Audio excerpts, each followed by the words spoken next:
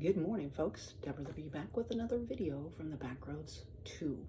So I got up this morning, making sure all of my devices are all charged, and I noticed that the date today was August 11th, and that was my mother's birthday. My mother and I really didn't have that great of a relationship, and when she died, it was equally as weird, and it's taken years for me to heal from that time of my life. But I have. But this morning when I realized that it was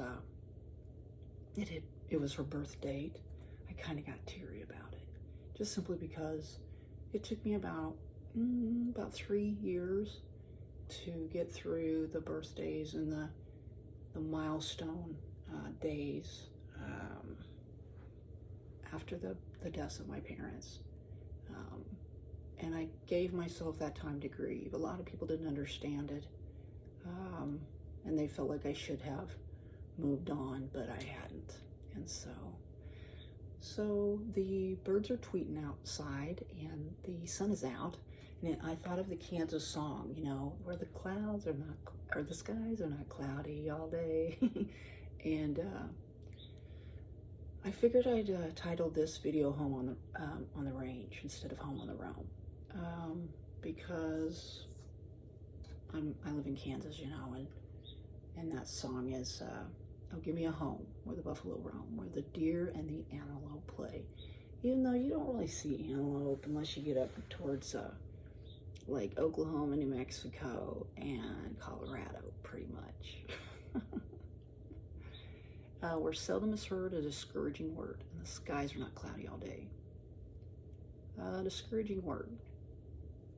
I think that everywhere that you live, every experience perhaps might have a discouraging word, you know. And that's another thing I wanted to discuss, is that my objective for till September was to get a job and start saving money and actually purchase a tiny home, move to Arizona, and live out in the off-grid area, away from people. But that's not the way it worked out. And so if you were thinking about, in your given circumstances, whether it was a have to or a want to, or need to,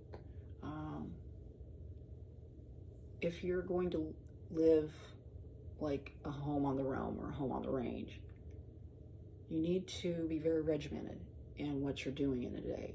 And also, you need to be prepared for the unexpected. And you need to be able to meet that challenge, or even discouraging words, let's say, with a positive attitude. And of course, you're going to get down once in a while, but for the most part, you need to stay positive, and you need to stay strong in the belief of yourself and your abilities, and to be brave, because that's really important.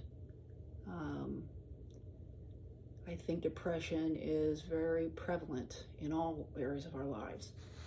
But if you're feeling like, you know, you're a loser, or everything's lost, there is no recovering, you know, all these things. And I did. You just have to take it one day at a time. There's a large percentage of our, I guess, our population, especially here in the United States, that is deciding to end it all. And I think that has to do with the economy and a downturn of their way of life. And if you are able to make it in this type of an environment, if you can make it having less, eating less, it reminds me of my other channel, the Backroads, that I forgot my Google password, so I can't get back on it. But I did a video on fasting, and fasting for the future to come. Food prices are becoming high again, and I would think that would make, especially if you had a family, it makes it that much more stressful. But if you're rolling solo, and you're not eating steak every night, or, you know, whatever, having a meat-free diet is very affordable, and living more of a, I guess, liquidarian existence is very helpful for the healthful for the body. And so for the next 3 days, I'm going to be at my shed getting rid of a ton of things. I'm taking them to the Goodwill. I usually will kind of piece them through all of the thrift shops. Even though the Disabled American Veteran Thrift Shop has raised their prices considerably and reduced the amount of things that they have there.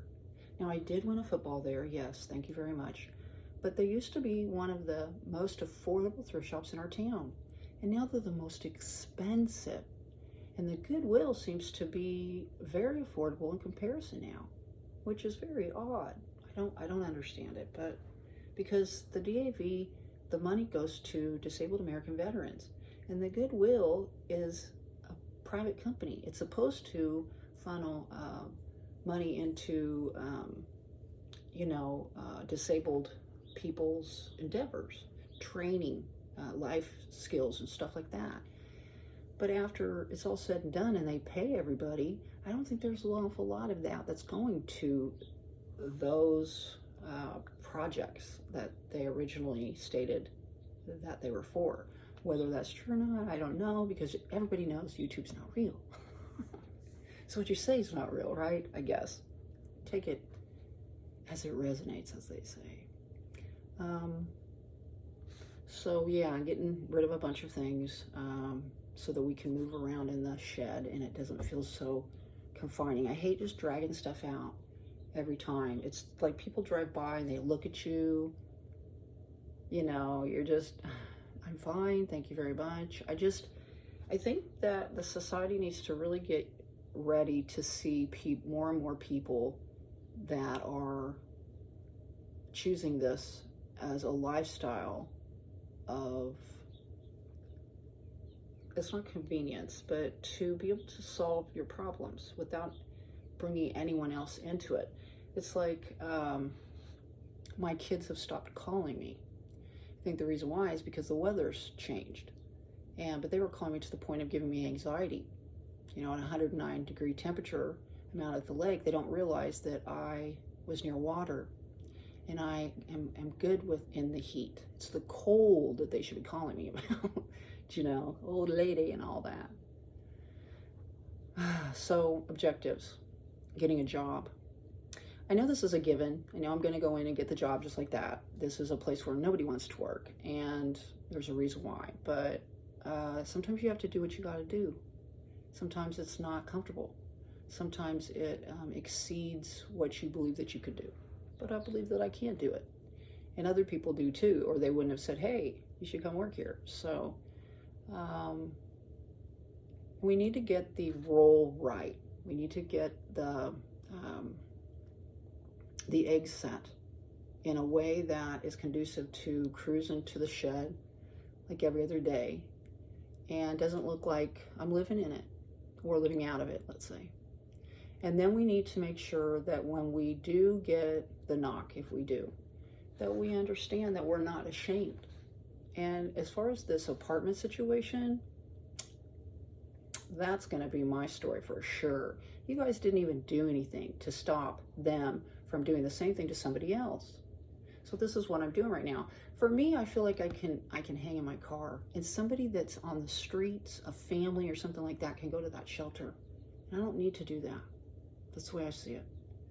And some people might not agree. They might see my age and think, oh, she's a frail old lady, but I'm not.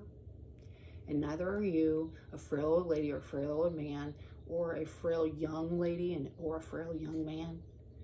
So probably not going to be doing as many videos, but thank you all that have been here during this marathon. I appreciate those that have subscribed and those that watch the videos. Please get out there and spread those little pieces of peace. It's very important to do that. Thumb up the video if you liked it, and subscribe if you would like to see future videos. My name is Deborah the Bee. Thanks a lot for being here today. We'll see you all on down the road. Bye-bye.